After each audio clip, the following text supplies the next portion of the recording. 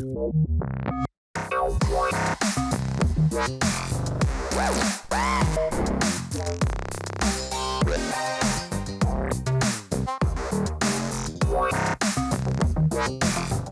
my name is Mads, and I want to show you a little bit of the auto-framing feature for the UE160. So right now you can see I'm in the interface right here of mediaproductionsuite, and the only thing I have to do to enable it is to press enable. And now you can see there is a square box around my head surrounding me, and now I can just press the start button and the camera is following me wherever I go. So now I can go around the stage and the camera will follow me just like auto tracking.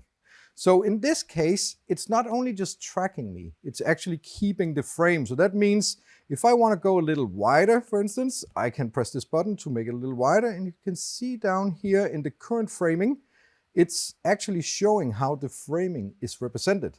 So that also means that I can change this figure down below to be at different stages, so up and down and to the sides and so on. And that way I can make sure that I get the exact framing that I want for my shot. All the computing is actually done inside the UE160.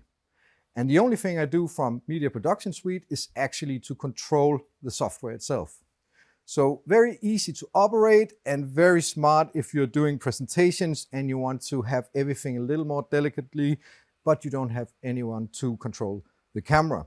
So as you can see, very easy to figure out. You can change the zoom speed if you're going back and forth on the stage. So for instance, let me do this where I do it a little closer, maybe like this. And then if I'm walking away to the back, then the camera will actually zoom in to make sure that the framing holds, just like I put it right there.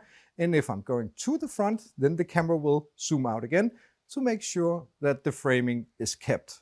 So this is the auto-framing feature for the UE160. We can't wait to see what you can do with it. Thanks for watching. See you soon.